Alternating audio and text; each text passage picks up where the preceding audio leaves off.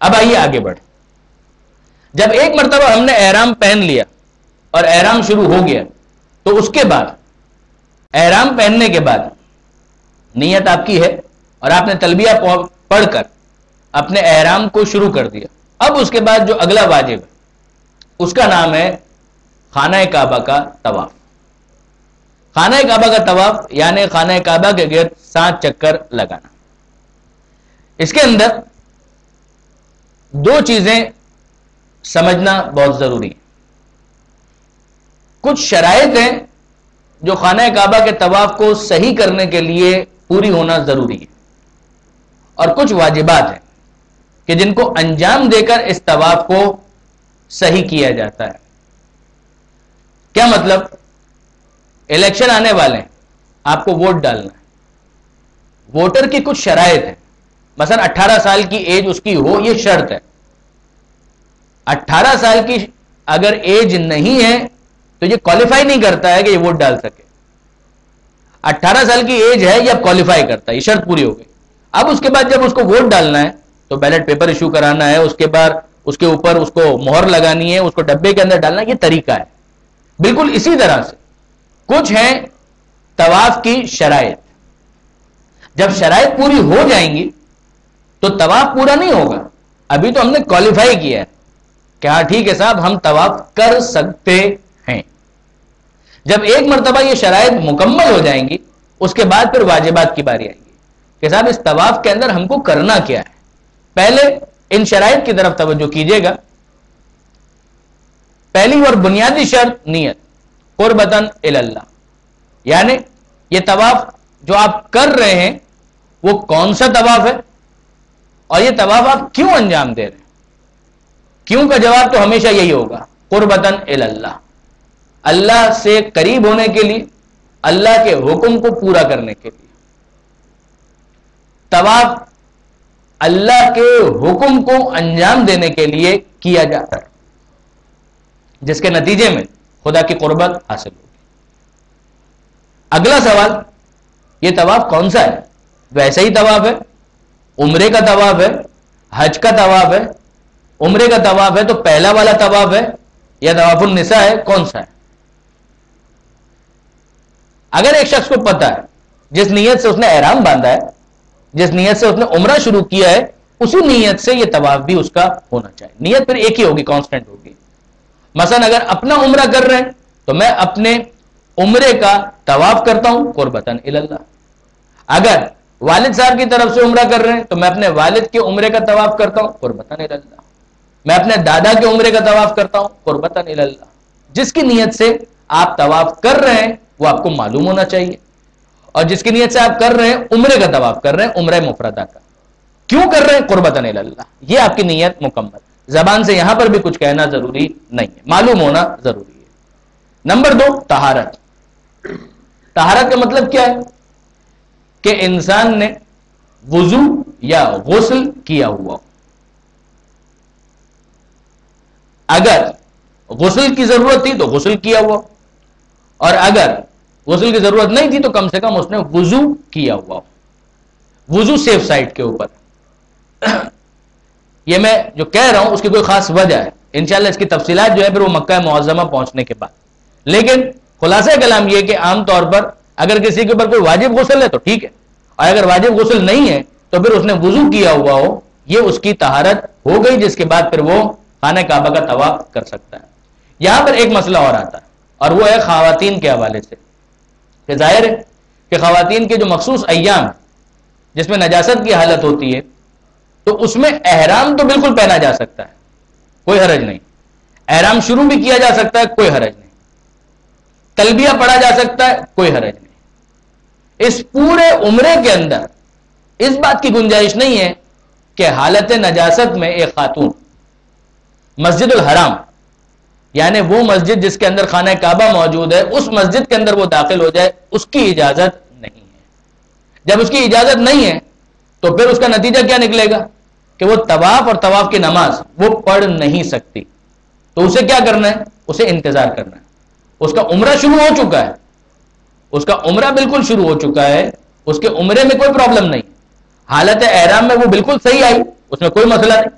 حالت نجاست میں بھی حالت احرام میں آیا جا سکتا ہے، تلبیہ پڑھا جا سکتا ہے. حد یہ ہے کہ طواف اور طواف کی نماز وہ نہیں پڑھ سکتی، لیکن سعی جو اس کے بعد ہے اس کے اندر گنجائش موجود ہے. تقصیر اس میں کوئی پرابلم نہیں. طواف النساء اور طواف النساء کی نماز وہ نہیں پڑھ سکتی. یعنی جو کام خانہ کعبہ کے ارد گرد طواف اور طواف کی نماز کی صورت میں ہونے والے ہیں وہ ایک خاتون حالت نجاست میں نہیں کر سکتی. تو اب اس کو کیا کرنا ہے؟ مکہ پہنچنے کے بعد اس کو انتظار کرنا ہے یہاں تک کہ وہ پاک ہو جائے، اور اس کے بعد پھر اس کا احرام چل رہا ہے، احرام اس وقت تک چلتا رہے گا جب تک یہ عمرہ مکمل نہیں ہو جاتا. مگر ایک دفعہ اس نے انتظار کیا، پاک ہو گئی، اور اس کے بعد پھر طواف کی نماز بھی مکمل کر لی، سعی، طواف النساء اور طواف النساء کی نماز، یہ سب اگر مکمل ہو گیا تو اب اس کے بعد اس کا عمرہ بھی مکمل ہو جائے گا. ممکن ہے کہ اور ساتھیوں کا عمرہ ایک دن میں مکمل ہو جائے، ان کا عمرہ 4-6 دن کے بعد مکمل ہو جب وہ پاک ہو جائے. تو یہ کوئی انہونی چیز نہیں ہے، بہت کامن چیز ہے کہ جو ہوا کرتی ہے. یہاں پر ایک مسئلہ اور آتا ہے، اور وہ مسئلہ ہے کہ کیا ایسی کوئی ٹیبلٹ استعمال کرنا خاتون کے لیے جائز ہے کہ جس سے وہ اپنے اس پیریڈ کو بدل دے، جس کی وجہ سے اس کا یہ طواف اور طواف النساء اور طواف کی نماز اور طواف النساء کی نماز یہ بات کے لیے پینڈنگ نہ رہے؟ کیا ایسی کوئی گنجائش ہے؟ شرعاً کوئی اشکال نہیں ہے، کوئی حرج نہیں. بس اس میں دیکھنے والی بات یہ ہے کہ خاتون کے لیے صحت کے اعتبار سے کوئی پرابلم نہ ہو جائے. اس کا فیصلہ کس کو کرنا ہے؟ ان کو خود کرنا ہے. ان کو کرنا ہے، ان کے ڈاکٹر کو یا جو ان کی کنسلٹنٹ ہے ان سے وہ مشورہ کریں، اور اگر وہ الاؤ کریں تو شریعت کے مطابق اس میں کوئی حرج نہیں کہ اپنے پیریڈ کے جو سائیکل ہے اس کو تبدیل کر دیا جائے، جس کی وجہ سے جب ہم روانہ ہو رہے ہیں اس وقت اس قسم کی کوئی کمپلیکیشن نہ ہو. آئیے ایک تیسری صورت کی طرف کہ اگر نجاست کی حالت ہے، ہم مکہ پہنچ جاتے ہیں اور مکہ پہنچنے کے بعد ہمارے اختیار میں تو کچھ بھی نہیں ہے. حکومت نے کہا کہ نکلو، 2 دن کے بعد وہ کہتی ہے کہ جاؤ یہاں سے مدینہ منورہ.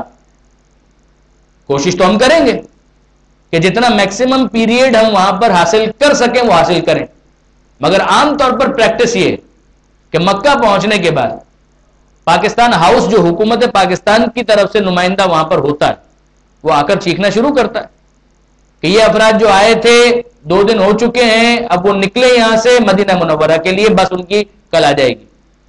اگر ایسی کوئی صورت ہو جاتی ہے جس کے امکانات بہت زیادہ ہیں، ذہنی طور پر تیار رہیے اس کے لیے، اگر اس قسم کی کوئی سچویشن پیش آتی ہے اور ہمیں مکہ معظمہ جلدی چھوڑنا پڑتا ہے، اور کسی خاتون کا یہ مسئلہ ہے کہ صاحب وہ اب تک حالت نجاست میں ہے تو مدینہ منورہ ہم جا رہے ہیں تو عمرہ مکمل کیے بغیر کیسے جا سکتے ہیں؟ بات بالکل ٹھیک ہے. تو اس کا کیا حل ہے؟ اس کا حل ہے، مگر یہ حل اگر کسی کی کوئی پرابلم ہے اس قسم کی تو وہ خاتون الگ سے آ کر وہیں پر مکہ معظمہ میں ہم سے رابطہ کریں تو ان کو وہاں پر گائیڈ کیا جائے گا کہ پھر اس کا حل کیا ہے. یہاں پر بیان کرنے کی نہ ضرورت ہے اور نہ ہی کوئی اس قسم کی حاجت ہے.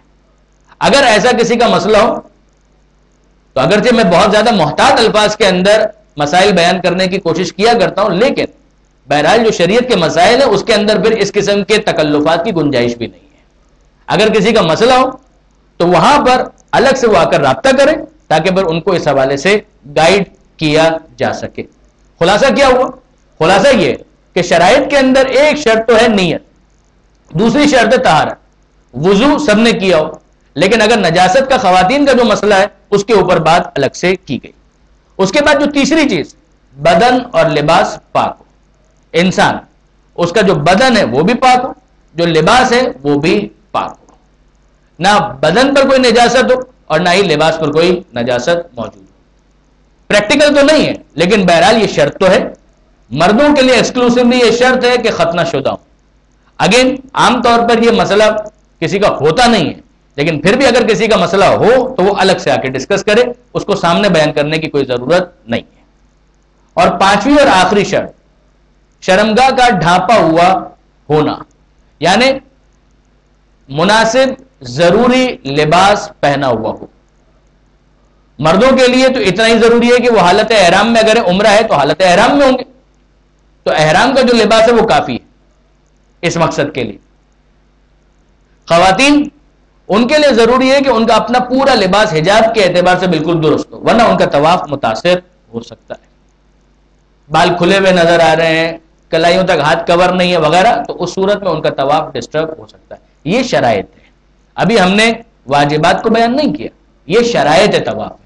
اب آئیے واجبات طواف کے اوپر, کہ یہ جو طواف کے واجبات ہیں کہ کرنا کیا ہے اس کے اندر. 18 سال کی ہماری ایج ہے, ہم ووٹ ڈالنے کے لیے کوالیفائی تو کرتے ہیں, مگر ووٹ ڈالنا کیسے ہے؟ طواف کے لیے ہم کوالیفائی کرتے ہیں, اب اس کے بعد یہ طواف کرنا کیسے؟ تو اس کو سن لیجئے. اس میں کچھ چیزیں وہ ہیں کہ جو اصطلاحات ہیں, بہت سے افراد ان کو ویسے ہی جانتے ہوں گے, اگر نہیں بھی جانتے تو تھوڑی دیر کے بعد اس ڈائیگرام یا پکچر کے ذریعے سے اس کو واضح کر دیا جائے گا. واجبات میں پہلا واجب یہ ہے کہ طواف حجر اسود سے شروع کریں. دوسری بات, طواف حجر اسود پر ہی ختم کریں. 7 چکر لگانے ہیں. خانہ کعبہ کا جو طواف ہے اس کے اندر 7 چکر لگانے ہیں. شروع کہاں سے کریں؟ اس لیے کہ ایسا تو نہیں ہے جیسے بھی آپ صفا اور مروہ میں صحیح کے بارے میں دیکھیں گے کہ صفا سے شروع کریں, مروہ پہ ختم کریں. تو ایک اسٹارٹنگ پوائنٹ ہے, ایک اینڈنگ پوائنٹ ہے, اور 2 الگ الگ جگہ ہے. تو وہاں تو بہت آسان ہے, مگر یہ خانہ کعبہ, اس کے گرد تو سرکولر موومنٹ ہے, دائرے کی صورت میں ہم کو چلنا ہے. شروع کہاں سے کریں؟ دائرے کے اندر وہ نقطہ آغاز کیا ہو کہ جہاں سے ہمیں اپنا طواف شروع کرنا ہے, وہ ہے حجر اسود. حجر اسود کی جو لائن ہے وہ کالا پتھر جو جنت کا پتھر ہے, جس کے بارے میں تفصیلات انشاءاللہ مکہ معظمہ میں آئیں گے. اس خانہ کعبہ کے مقدس پتھر حجر اسود کی لائن میں جب ایک انسان آ جاتا ہے تو یہ وہ نقطہ ہے کہ جہاں سے اس کا طواف شروع ہونا چاہیے. تھوڑا ہم ویسے ہی پیچھے سے شروع کریں گے تاکہ یقین حاصل ہو جائے کہ حجر اسود کی لائن میں جب ہم آئے اس وقت ہمارا طواف بالکل ٹھیک ہو گیا, اور جب اینڈ کر رہے ہوں گے تو 2-4 قدم آگے بڑھ جائیں گے تاکہ یقین حاصل ہو جائے کہ جہاں پر ہمیں اپنے طواف کو مکمل کرنا تھا وہیں پر ہم نے مکمل کیا. اس کی وضاحت ابھی تھوڑی دیر کے بعد آئے گی.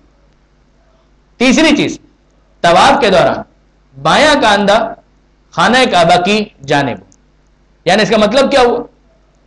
جب دائرے کی صورت میں آپ کی موومنٹ ہے, سرکولر موومنٹ ہے, تو یا وہ کلاک وائز ہوگی یا اینٹی کلاک وائز ہوگی. اگر آپ کسی ڈائریکشن میں جا رہے ہیں تو یہ کہا جائے گا مشرق کی جانب یا مغرب کی جانب یا شمال کی جانب یا جنوب کی جانب, ایسٹ ویسٹ نارتھ ساؤتھ, کچھ اس طرح سے بیان کیا جائے گا.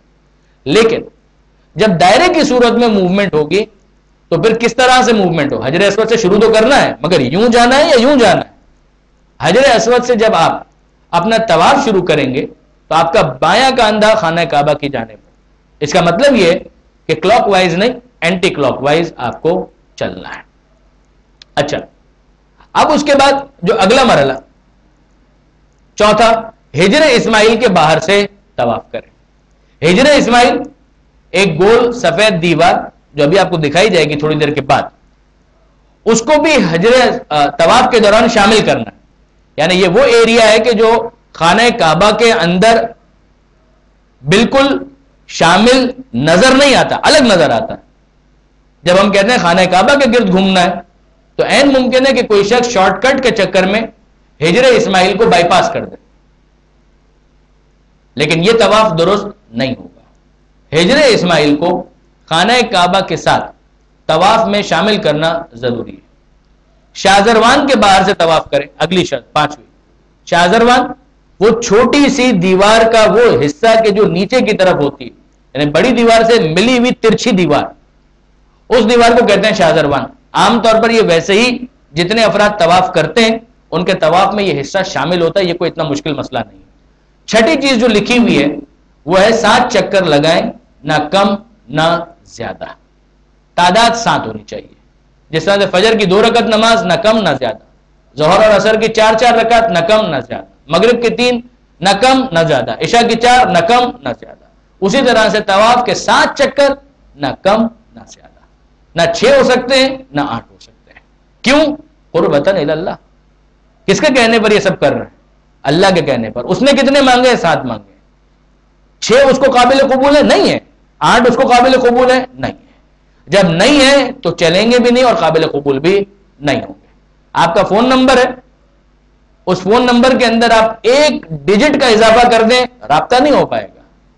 چاہے آپ کہتے رہیں کہ میں نے ایک اضافہ ہی تو کیا ہے، کم تو نہیں کیا ہے. آپ کم کریں گے تو بھی کنیکشن ڈیولپ نہیں ہوگا، اور اگر زیادہ کریں گے تو بھی کنیکشن میں خرابی رہے گی، وہ کنیکشن اسٹیبلش نہیں ہو سکے گا.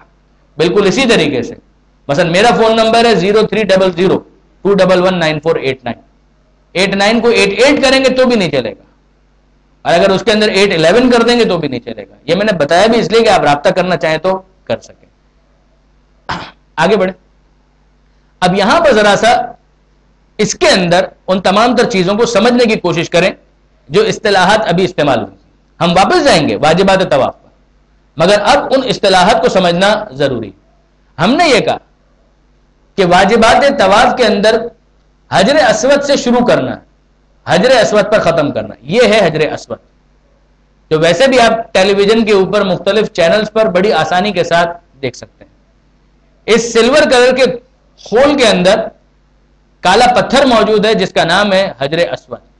جو میں نے گزارش کیا تھا اس کی لائن میں جب ہم آ گئے تو اس کا مطلب یہ ہے کہ وہ نقطہ ہمیں مل گیا کہ جہاں سے ہمیں اپنا طواف شروع کرنا ہے. یہ وہ لائن ہے، وہاں پر ڈرون نہیں ہے، یعنی یہ لائن وہاں پر آپ کو نظر نہیں آئے گی، لیکن یہ آپ کو تصوراتی طور پر خود ہی فرض کرنی ہے. تھوڑا پیچھے سے مثلا یہاں سے آپ نے اپنے طواف کا آغاز کیا. جب آپ نیت آپ کی یہی ہوگی کہ جب میں حجر اسود کی لائن میں آ گیا اس وقت گویا میرا طواف شروع ہو رہا ہے. اس کو کہتے ہیں مقدمہ واجب. یعنی واجب تو یہ تھا کہ حجر اسود کی لائن میں شروع کریں، مگر یقین حاصل کرنے کے لیے تھوڑا پہلے سے آپ نے شروع کر دیا. جس طرح سے ابھی آپ نے ماہ رمضان میں روزہ رکھا، انتہائی سحر مثلا 5:10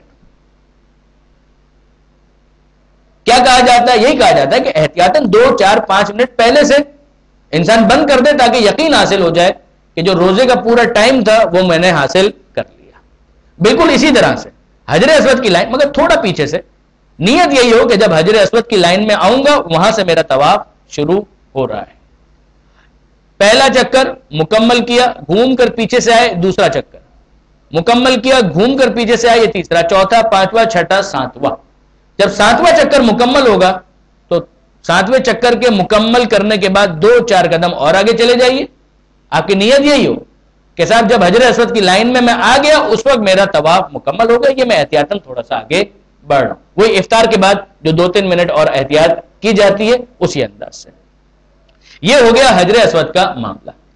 آپ نے سنا کہ ہجر اسماعیل کو طواف میں شامل کرنا ہے، یہ ہے ہجر اسماعیل، وہ دیوار کہ جس کو ہجر اسماعیل کہا جاتا ہے. یہ سفید ماربل کی گول دیوار، اس کے اوپر کچھ فانوس وانوس بھی لگے ہوئے ہیں، مگر یہ دیوار اس کا نام ہے ہجر اسماعیل. اب اگر کوئی شخص شارٹ کٹ لینا چاہے تو یہاں سے جا سکتا ہے. آپ دیکھ رہے ہیں یہ کھانچے بازی ہو سکتی ہے کہ یہیں سے وہ نکل جائے، بالکل جائز نہیں. طواف غلط ہو جائے گا، طواف انویلڈ ہو جائے گا.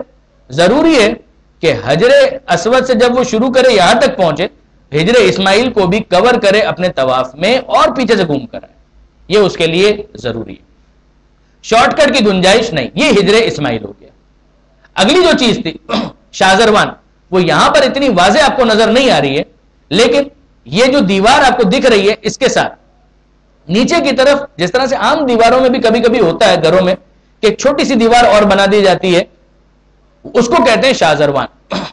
یہ خانہ کعبہ کے چاروں طرف مختلف ڈیزائن میں، کہیں پر ترچھی ہے، کہیں پر ایسی ہے کہ جس کے اوپر ایک انسان کھڑا ہو سکتا ہے. عام طور پر لوگ یہ کرتے بھی نہیں ہے، ضرورت بھی نہیں ہے کہ اس پر چڑھ کر طواف کریں، تو یہ آپ کو بھی نہیں کرنا ہے.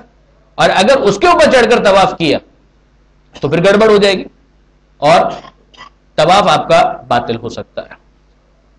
تو یہ کچھ باتیں ہوئی ہجر اسماعیل کے بارے میں، یہ بات ہوئی حجر اسود کے بارے میں.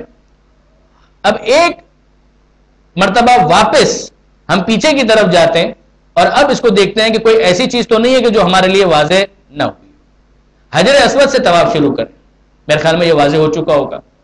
حجر اسود پر ختم کریں، یہ بھی واضح ہے. طواف کے دوران بایاں کاندھا خانہ کعبہ کی جانب، ذرا واپس جائیے گا. جو میں نے عرض کیا تھا کہ 2 طرح سے انسان موو کر سکتا ہے، یوں بھی کر سکتا ہے اور یوں بھی کر سکتا ہے. یوں بھی کر سکتا ہے، یوں نہیں کرنا ہے. بایاں کاندھا کا مطلب یہ ہوگا کہ آپ کی موومنٹ اس انداز سے ہوگی، اس انداز سے. آپ کا بایاں کاندھا خانہ کعبہ کی جانب، پشت اگر خانہ کعبہ کی طرف ہو جائے ایکسیپٹیبل نہیں. آپ بہت زیادہ مڑ جائیں یہ بھی ایکسیپٹیبل نہیں ہے. باقاعدہ کوئی فٹا بھی نہیں چلانا ہے کہ انسان اسی کے اندر پریشان ہو جائے کہ میرا بایاں کاندھا ہل گیا، میرا بایاں کاندھا ہل گیا، میرا بایاں کاندھا، ایسا بھی نہیں. بلکہ امام خمینی نے تو اپنی مناسک کے اندر باقاعدہ یہ لفظ استعمال کیا ہے کہ جاہلوں والی حرکت وہاں پر نہ کی جائے کہ جس سے آل محمد کے ماننے والوں کی توہین، ایسی حرکت بھی نہ ہو، بے احتیاطی بھی نہ ہو. آیت اللہ خوئی مرحوم نے اپنی مناسک کے اندر، حالانکہ مناسک کے اندر دلیلیں نہیں لکھی جاتی، جس طرح سے جب ڈاکٹر آپ کو نسخہ لکھ کر دیتا ہے تو اس نسخے کے اندر یہ نہیں لکھتا ہے کہ یہ نسخہ میں نے فلاں کتاب میں وہ تحقیق دیکھنے کے بعد یہاں پر یہ نسخہ لکھا ہے. نسخے میں نسخہ لکھا جاتا ہے. مناسک حج نسخے کا نام ہے. مگر آیت اللہ خوئی مرحوم نے اس مسئلے کی اہمیت کی سنگینی کو محسوس کرتے ہوئے وہاں پر اس دلیل کو بھی لکھا کہ پیغمبر اکرم ختمی مرتبہ احمد مجتبی محمد مصطفیٰ صلی اللہ علیہ وآلہ وسلم جس موقع پر حجۃ الوداع کے موقع پر جب حج کیا ہے پیغمبر اکرم نے تو طواف اونٹنی پر بیٹھ کر کیا ہے. طواف پیدل کرنا ضروری نہیں ہے، اونٹنی پر بیٹھ کر پیغمبر اکرم نے طواف کیا. اور پیغمبر اکرم جب اونٹنی پر بیٹھ کر طواف کر رہے ہیں تو اونٹنی جب گھومے گی تو بایاں کاندھا بالکل فٹے کی طرح ایگزیکٹلی میجرمنٹ کے ساتھ خانہ کعبہ کی طرف نہیں ہوگا، اس کے اندر ویریشن آئے گا. تو وہ انہوں نے سمجھایا وہاں پر کہ بایاں کاندھا ضروری ہے، مگر اس کا یہ مطلب نہیں ہے کہ ذرا سا بھی اینگل ڈیویٹ نہیں ہو سکتا ہے. بلکہ مثلا مولانا صادق حسن صاحب نے ایک مرتبہ اپنے درس میں اینگلز کے ساتھ بھی میجرمنٹ دی کہ 45 ڈگری تک کا ویریشن، یہ خاص وہ افراد جو جیومیٹری سے زیادہ مانوسیت رکھتے ہیں، انسیت رکھتے ہیں، ان کے لیے کہ 45 ڈگری تک کا بھی اگر ویریشن ہو جائے تو وہ ایکسیپٹیبل ہے. بے احتیاطی نہ ہو، لاپرواہی نہ ہو. مقصد یہ ہے کہ انسان کا بایاں کاندھا یعنی اس کی موومنٹ کی ڈائریکشن اس کے لیے واضح ہو. اور خاص طور پر جب وہ یہاں پر پہنچے گا طواف کرتے ہوئے ہجر اسماعیل کے پاس، تو یہاں پر اس کے لیے تھوڑا سا مشکل ہو جائے گا ایگزیکٹلی اپنے بائیں کاندھے کو خانہ کعبہ کی طرف رکھنا. وہ کیوں؟ وہاں پر آپ محسوس کیجئے گا، آپ ویژولائز بھی کر سکتے ہیں، لیکن وہاں زیادہ اس بات کو آپ محسوس کر پائیں گے جب آپ پہنچیں گے. تو خلاصہ کلام یہ کہ بایاں کاندھا ہو، پشت نہ ہو، بے احتیاطی نہ ہو، لاپرواہی نہ ہو، لیکن اس کے اندر کوئی ایسا میجرمنٹ والا بالکل ایکوریسی وہ بھی نہیں مانگی گئی ہے. ہجر اسماعیل کے باہر سے طواف کریں، یہ بات بھی واضح ہو چکی ہوگی. شاہزروان کے باہر سے طواف کریں، یہ بھی واضح. یہ جس طریقے سے اسکرین ہے اور اس کے بعد یہ جو جگہ آپ کو نظر آ رہی ہے، بس سمجھے کہ شاہزروان ایسا ہی ہے. یعنی خانہ کعبہ کی دیوار جہاں ختم ہوتی ہے وہاں پر کچھ جگہوں پر اس طرح سے آپ کو ایک چھوٹی سی دیوار نظر آئے گی، یا چھوٹی سی زمین کے اوپر تھوڑا سا ابھار نظر آئے گا. کہیں پر یہ ترچھے انداز میں، کہیں پر اس انداز میں. تو اس کے اوپر چڑھ کے بھی طواف ویسے کرنا ہی بہت مشکل ہے، لیکن یہ طواف بھی ایکسیپٹیبل نہیں ہے. 7 چکر لگائیں، نہ کم نہ زیادہ. یہ بات بھی بیان ہو گئی. میرے خیال میں طواف کے حوالے سے بھی جتنی وضاحت ضروری تھی یہاں کی حد تک وہ ہم نے کر دی. اب اس کے بعد ہم آگے بڑھتے ہیں. یہ خاص ایک مسئلہ ہے، یہ ہے امام خمینی رحمت اللہ علیہ کا خاص مسئلہ، کیونکہ وہ اس کو واجب قرار دیتے ہیں. اور وہ مسئلہ کیا ہے؟ آیت اللہ خوئی، آیت اللہ سیستانی، آیت اللہ خامنائی. دیکھیے اب تک آپ نے نوٹ کیا ہوگا میں نے ان بزرگان کے مسائل کے اختلاف کو بیان بھی نہیں کیا اب تک آپ کے سامنے. جہاں اختلاف تھا بھی وہاں احتیاط کے مطابق ہی بیان کیا، مگر یہاں بیان کیے بغیر چارہ نہیں، اس لیے کہ یہ مسئلہ تھوڑا مشکل ہے. امام خمینی اس کے اندر واجب کا فتویٰ دیتے ہیں، دوسرے بزرگان کہتے ہیں کہ اس کی پابندی کی جائے تو اچھا تو ہے، ثواب میں اضافہ تو ہے، مگر بہرحال یہ واجب نہیں ہے. امام خمینی کا یہ مسئلہ سخت بھی ہے اور واجب ہے، لہذا ان کے مسائل پر عمل کرنے والے خاص توجہ کریں. آیت اللہ خوئی اس کی پابندی کو ضروری قرار نہیں دیتے. آیت اللہ سیستانی اور آیت اللہ خامنائی بھی اس کی پابندی کو ضروری قرار نہیں دیتے. مسئلہ کیا ہے؟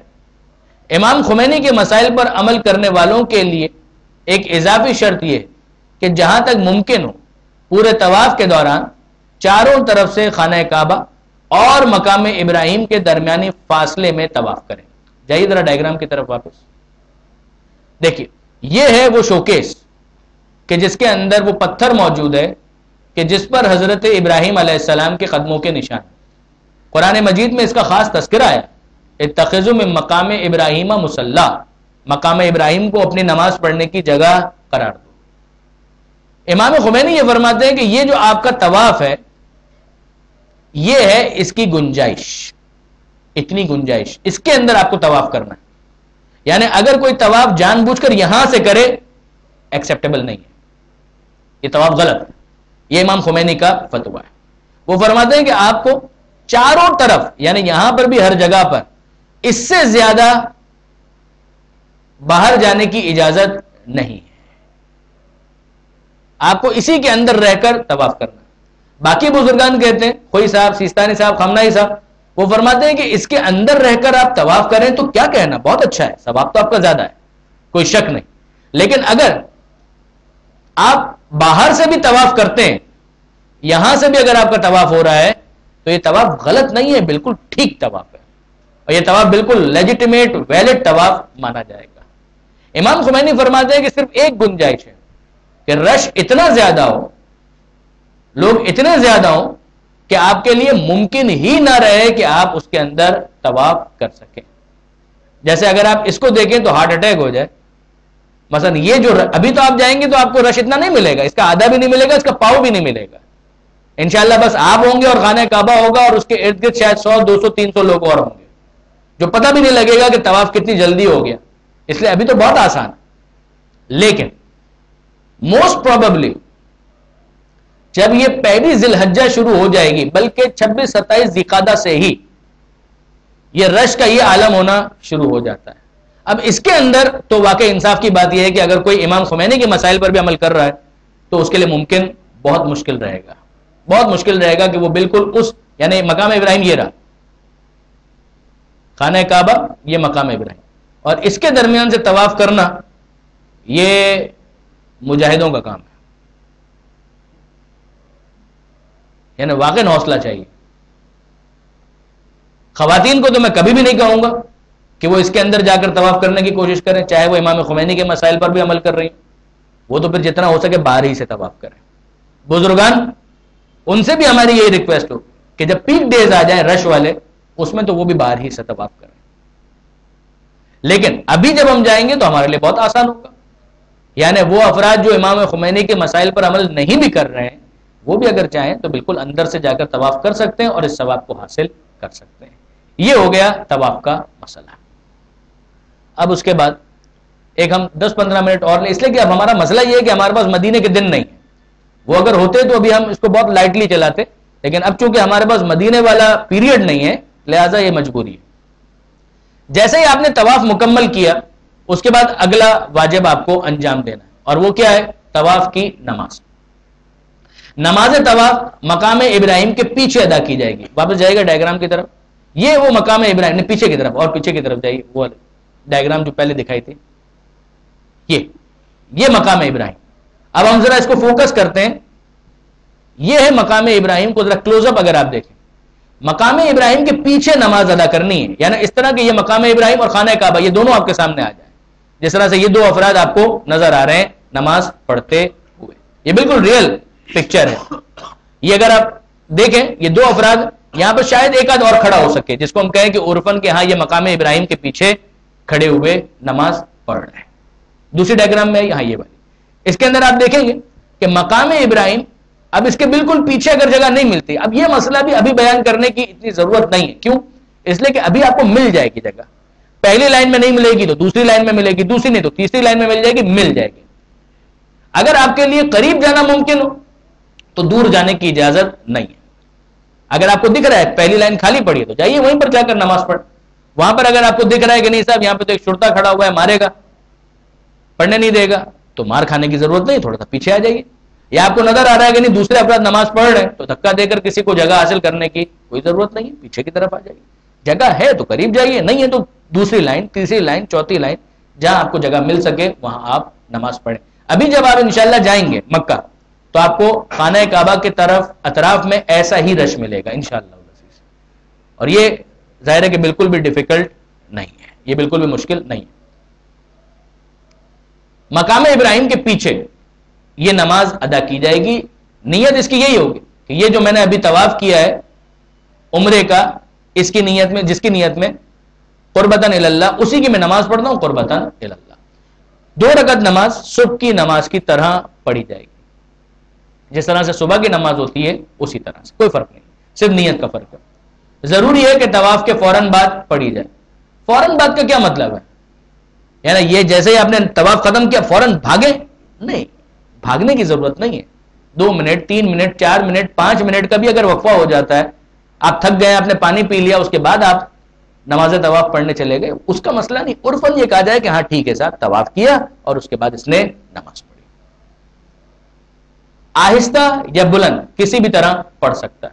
جیسا مردوں کا مسئلہ ہے کہ فجر، مغرب اور عشاء پہلی 2 رکعتوں میں الحمد اور دوسرا سورہ تھوڑا بلند آواز سے پڑھنا ہے، ظہر اور عصر آہستہ آواز سے پڑھنا ہے، سرگوشی کے انداز میں. خواتین کے لیے تو ساری نمازیں ہی اس طرح سے. یہاں پر اختیار ہے، آپ آہستہ پڑھنا چاہیں تو بھی ٹھیک، بلند پڑھنا چاہیں تو بھی ٹھیک. دل میں پڑھنا کافی نہیں ہے، زبان سے ادا ہونی چاہیے. 5واں مستحب ہے، یہ واجب نہیں ہے، مستحب ہے کہ پہلی رکعت میں الحمد کے بعد قل هو اللہ احد والا سورہ اور دوسری میں قل یا ایھا الکافرون پڑھی جائے. لیکن میرا مشورہ ہے کہ اس مستحب کو حاصل کرنے کی آپ عمرہ اور حج کی نماز میں کوشش نہ کریں، سوائے اس کے کہ آپ کو اپنی قرات کے اوپر کانفیڈنس ہے، آپ مطمئن ہے کہ نہیں کوئی مسئلہ نہیں ہے تو ٹھیک ہے.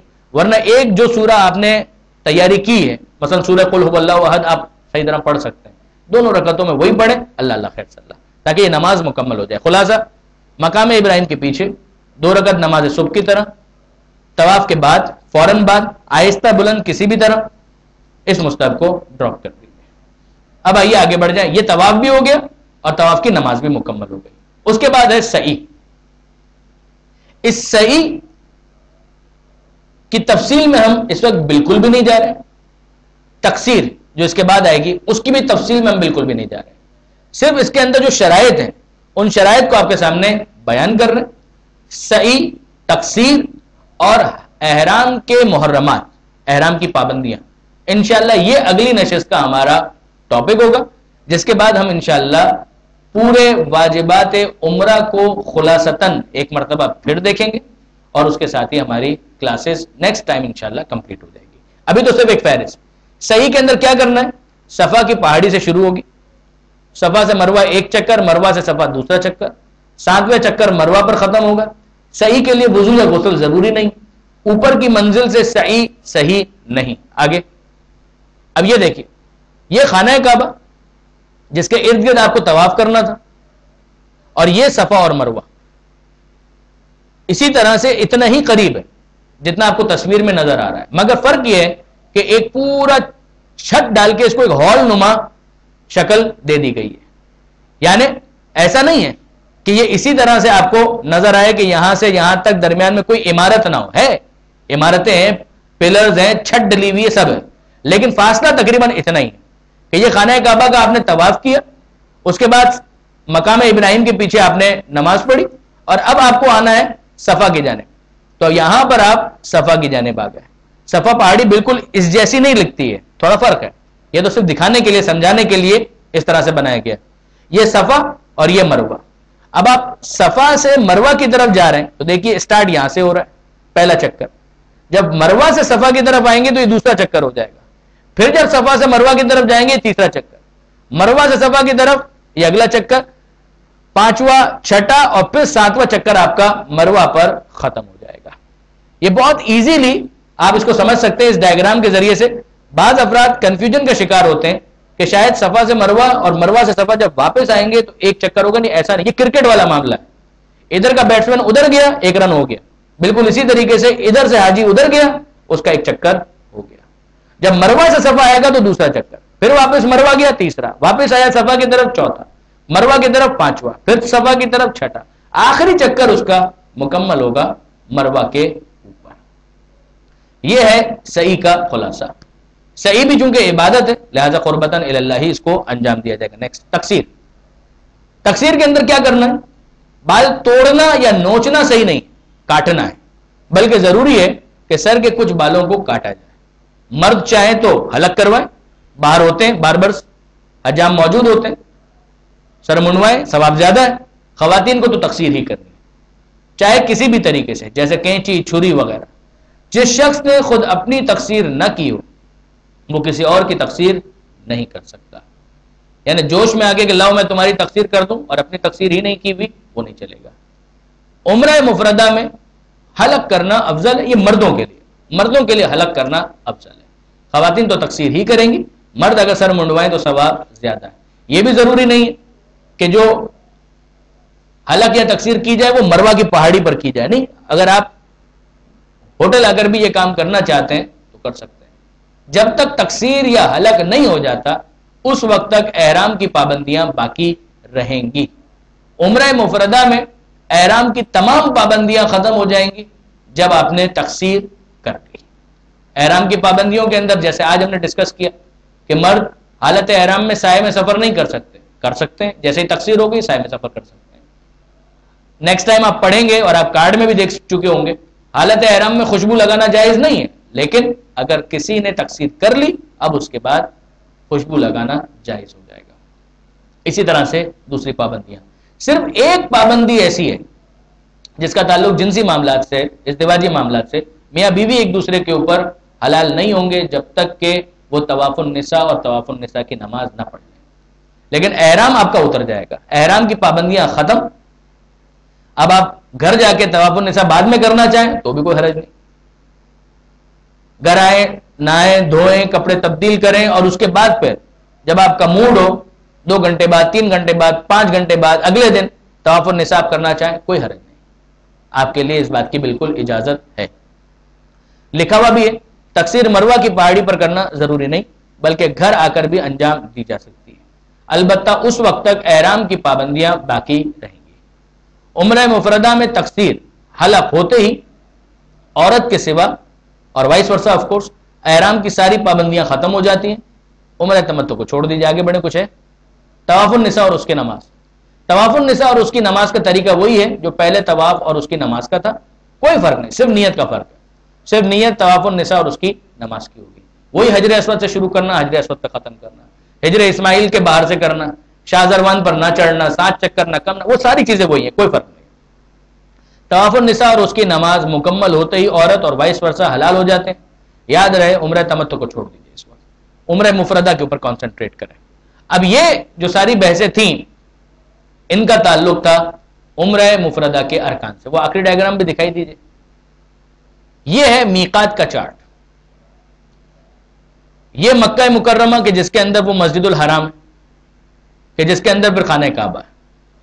یہ اس کے ارد گرد وہ علاقہ ہے جس کو حرم کہا جاتا ہے. حرم یعنی محترم علاقہ جس کے اندر شکار کی اجازت نہیں ہے، جس کے اندر گھاس توڑنے کی اجازت بھی نہیں ہے. اور یہ اس سے بھی پیچھے کی ایک باؤنڈری ہے جس کا نام ہے میقات. اس میں کچھ نکات وہ ہیں کہ جن کو میقات کہا گیا ہے، جہاں سے احرام پہنے بغیر ایک شخص اندر فردر جس کو مکہ جانا ہے وہ مزید آگے نہیں بڑھ سکتا. یعنی یہاں پر آ کر لکھا ہوا ہے فل اسٹاپ، رک جائیے. احرام آپ نے پہنا، کوئی پوچھے گا نہیں. یہ تو انسان کا اپنا ضمیر جو ہے اسے سوال کرے گا. احرام پہنا، وہ کہے کہ نہیں پہنا، تو احرام پہنو. اگر مکہ جانا ہے تو یہاں سے احرام پہنے بغیر آگے نہیں بڑھ سکتے. سین یہ ہے، یعنی کیس یہ ہے کہ ہم جب کراچی سے آ رہے ہوں گے، دیکھیے جب پہلے ہمارا تھا سفر تو وہ کیا تھا کہ ہم مدینہ جاتے، مدینہ سے یہ جگہ مسجد شجرہ یا ذوالحلیفہ یا اس کو آبیار علی بھی کہتے ہیں مولا کے نام پر، آج تک یہ نام چلا آ رہا ہے کیونکہ کچھ کنویں ایسے ہیں کہ جو یہیں پر اسی کے پاس مولا نے کھدوائے تھے اور کھودے تھے جس سے پانی برآمد ہوا تھا. خیر، تو یہ مسجد شجرہ یہ خود مدینہ منورہ سے آنے والوں کے لیے میقات بنتا ہے. جیسے مدینہ سے باہر نکلے یہ پہلے یہ ہمارا میقات ہوتا ڈائریکٹ، ابھی بھی بنے گا. جب ہم مکہ سے مدینہ جائیں گے اور پھر مدینہ سے واپس مکہ آ رہے ہوں گے تو یہی جگہ ہمارا میقات، یعنی یہیں سے ہم احرام باندھیں گے. یہ بہت آسان ہے. لیکن اب جب کہ ہم جائیں گے تو ہم کہاں سے؟ کراچی سے اتریں گے جدہ، یہ اس جگہ پر. یہ جدہ جو ہے نا جناب علی، یہ میقات کے بعد ہے، میقات سے پہلے نہیں ہے. یہ میقات ٹیکنیکلٹیز آپ محسوس کر رہے ہیں، یہ جدہ یہ میقات کے بعد ہے، میقات سے پہلے نہیں ہے. تو جب ہم ہوائی جہاز میں ہوں گے تو میقات پہلے آ جائے گا، جدہ میں ہم بعد میں اتریں گے. اور یقین جانیے کہ ایسا کوئی فارمولہ ہمارے پاس نہیں ہے کہ ہوائی جہاز سے کود کر یا چھلانگ لگا کر ہم میقات اتر سکیں. یہ مجبوری ہے، اس مجبوری کو مانا بھی گیا ہے. تو اب ہمارے پاس طریقہ کار کیا ہوگا؟ یا ہم جدہ اتر کر پیچھے کی طرف جائیں، جوفا. یہ جوفا وہ جگہ ہے کہ جس کے پاس ہی غدیر خم کا میدان تھا. نہ یہاں پر آپ کو جانے ملے گا غدیر خم کے میدان میں، لیکن ہے اس کے قریب ہی. بعض محققین نے تو اس کو لوکیٹ کیا. ایک زمانے میں تو غدیر خم کی مسجد بھی ہوتی تھی، اس کے اعمال بھی ہوتے تھے، مگر یہ افراد کہ جنہوں نے جنت البقیع کو باقی نہیں رہنے دیا، آپ کیا سمجھتے ہیں کہ یہ غدیر خم کی مسجد کو باقی رہنے دیں گے؟ نہیں رہنے دیں گے. وہ باقی رہی بھی نہیں، صرف کتابوں میں اس کا تذکرہ موجود ہے. جوفا کے پاس ہی غدیر خم، دور نہیں لیکن کہاں ہے ایگزیکٹلی اگر وہاں پہنچنے کے بعد آپ مجھ سے پوچھیں تو یہ بندہ حقیر پن پوائنٹ نہیں کر پائے گا، مگر ہے وہیں کہیں. کتابوں میں برادران اہل سنت کی ہماری ہر جگہ یہ لکھا ہے جوفا کے قریب، جوفا کے قریب، جوفا کے قریب، وہ میدان کے جو غدیر خم تھا. اچھا غدیر کہتے کس کو ہے؟ وہ چشمہ کہ جہاں سے پانی نکلتا ہو اس کو کہتے ہیں. جوفا یہ خود میقات ہے.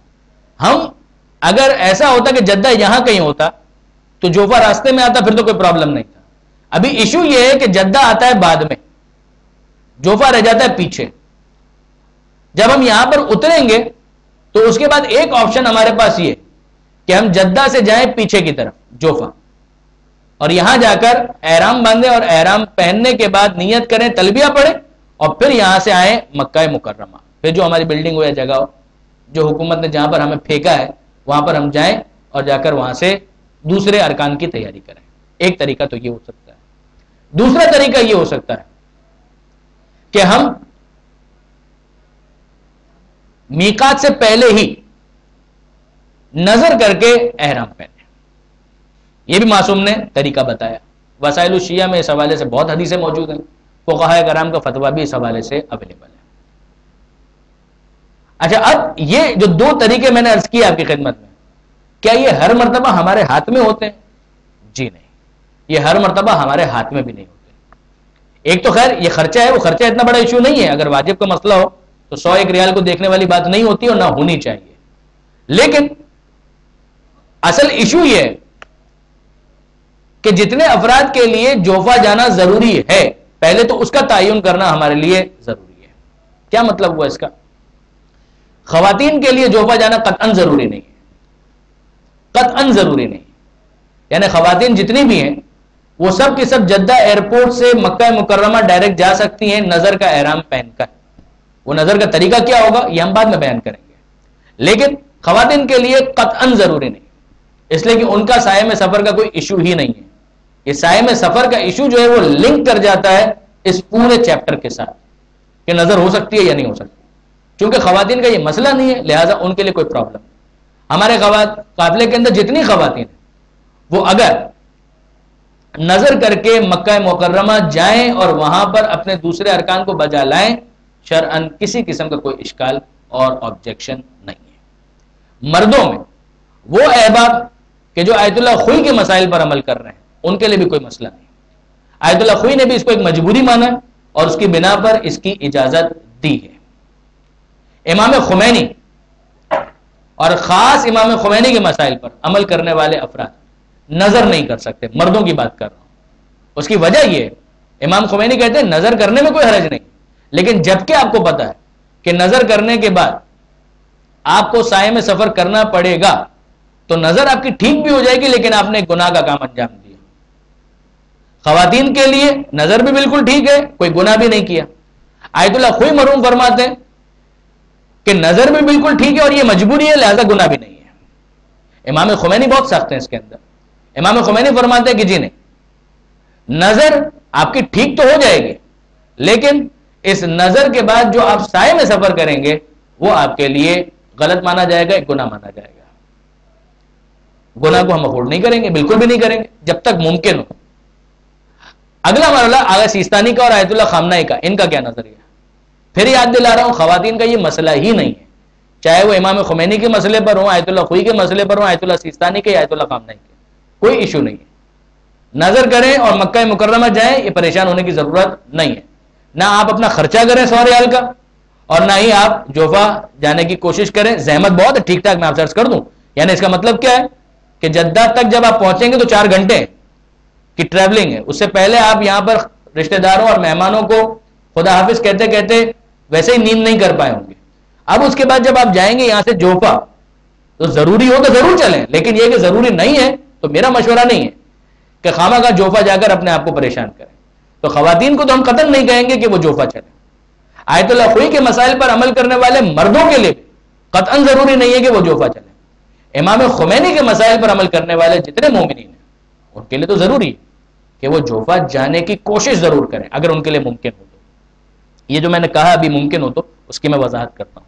آیت اللہ خامنائی کا جو مسئلہ جس کے اوپر مجھے پوری طرح سے اطمینان ہے, اس لیے کہ میں 3-4 مرتبہ الگ الگ پوچھ چکا ہوں, اگرچہ رائٹنگ میں میرے پاس انگلش میں استفتاء موجود ہے, عربی اور فارسی اور اردو میں نہیں, مگر رائٹنگ میں نے انگلش میں لیا تھا, یہ بھی 1999 کی بات ہے, اور اس وقت ان کے بیسے میں اور ان کے مشن میں جا کر بھی اس چیز کو میں 3-4 دفعہ کنفرم کر چکا ہوں. لہٰذا میں مطمئن ہوں کہ آیت اللہ خامنائی کا مسئلہ اس کے اندر آیت اللہ خوئی والا ہے. یعنی وہ فرماتے ہیں کہ اگر کوئی شخص نظر کر کے احرام پہن لے اور اس کے بعد اگر اس کو سائے میں سفر بھی کرنا پڑے تو یہ آیت اللہ خوئی والا مسئلہ ہے, کہ وہ فرماتے ہیں کہ ایک مجبوری ہے جس کی وجہ سے وہ گنہگار نہیں ہوگا. کفارہ آئے گا, کفارہ تو خیر ہر ایک کے نزدیک آئے گا, خواتین کے علاوہ مردوں کی بات کر رہا ہوں, سب کے نزدیک آئے گا, لیکن گنہگار اس کو نہیں مانا جائے گا. تو اب خلاصہ کیا ہوا, خواتین کے لیے جوفا جانا ضروری قطعاً نہیں ہے. یہ بھی جواب دے گے. تو گزارش یہ ہے کہ خواتین کے لیے تو قطعاً ضروری نہیں کہ وہ جوفا جائیں, لیکن مردوں میں آیت اللہ خوئی کے مسائل پر عمل کرنے والے ان کے لیے ضروری نہیں ہے, وہ نظر کر کے احرام پہن کر آگے جا سکتے ہیں. آیت اللہ خامنائی کے مسائل پر عمل کرنے والے, جو میری اپنی تحقیق ہے, جو میں نے علماء سے معلوم کیا خود آیت اللہ خامنائی کے نمائندوں سے, اس کی وجہ سے میں مطمئن. یہ میں کیوں کہہ رہا ہوں, اس لیے کہ بعض علماء کچھ دوسری رائے رکھتے ہیں اس حوالے سے, مگر میں مطمئن ہوں اس حوالے سے. اگلا مسئلہ رہ جاتا ہے آیت اللہ سیستانی کا. وہ فرماتے ہیں کہ انعقاد نظر میں اشکال ہے. اگر معلوم ہے کہ اس کے بعد سائے میں سفر کرنا ہوگا تو نظر کے منعقد ہونے میں اشکال ہے. نظر کے منعقد ہونے میں اشکال ہونے کا مطلب کیا ہے, کہ وہ نظر منعقد نہیں ہوگی احتیاط واجب کے بنا پر. آیت اللہ وحید خراسانی بہرحال اس کی اجازت دیتے ہیں, لہذا ان کی طرف رجوع کر کے اس بات کی گنجائش نکل آتی ہے. یہ ہے مسائل کا خلاصہ. ہمیں کوئی اعتراض نہیں, اگر ساری خواتین بھی اگر جوفا جانا چاہتی ہیں کوئی حرج نہیں. آیت اللہ خوئی کے مسائل پر عمل کرنے والے اگر جوفا جانا چاہتے ہیں ہمیں اس پر بھی کوئی اعتراض نہیں.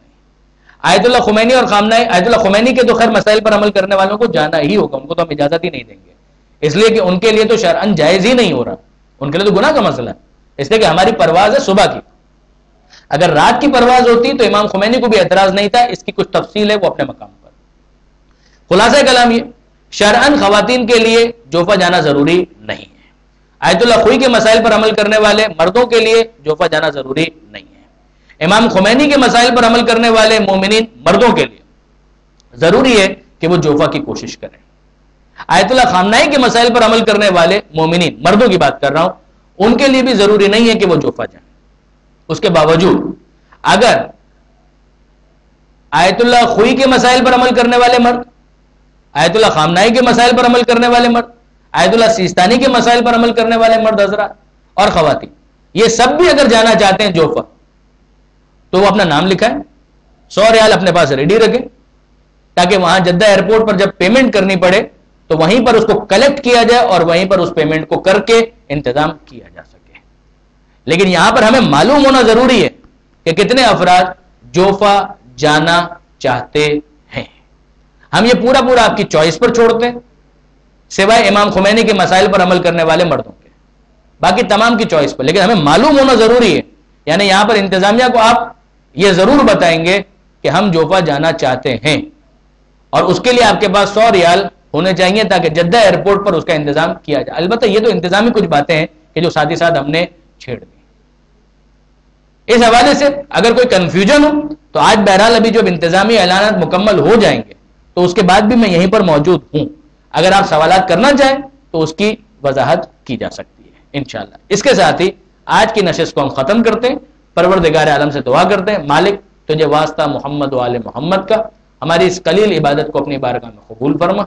اور مالک تجھے واسطہ محمد و آل محمد کا یہ عمرہ کی عبادت جو ہم انجام دینے کی کوشش کر رہے ہیں اور اس کے لیے تیاری کر رہے ہیں، مالک ہمارے لیے اس عبادت کو آسان فرما، آنے والی مشکلات کو ہمارے لیے آسان فرما، اس سفر حج کے دوران ہمارے زمانے کے امام کا ظہور اور ان کی زیارت ہمیں نصیب فرما، ہمیں ان کے آبان و انصار میں شمار فرما، آل محمد کے ماننے والے جہاں کہیں بھی آباد ہیں خصوصاً پاکستان میں ان کی جان، مال، عزت و آبرو کی حفاظت فرما۔ مالک تجھے واسطہ محمد و آل محمد کا ہمارے شہداء کے قاتلوں کو نیست و نابود فرما، ہمارے شہداء کو سید الشہداء کے ساتھ محشور فرما۔ اے پروردگار تجھے واسطہ محمد و آل محمد کا زیارت کا سفر کرنے والے مومنین آل محمد کی محبت کے جرم میں انہیں قتل کیا گیا، ہم آل محمد کی محبت کے ساتھ ہی حج، عمرہ، مدینہ منورہ کی زیارت کے سفر پر عازم ہیں۔ اے پروردگار عالم تجھے واسطہ محمد و آل محمد کا تمام زائرین اور تمام حج و عمرہ کے لیے جانے والے مومنین کی حفاظت فرما، شہید ہونے والوں کے لیے رحم اللہ من قرأ الفاتحہ۔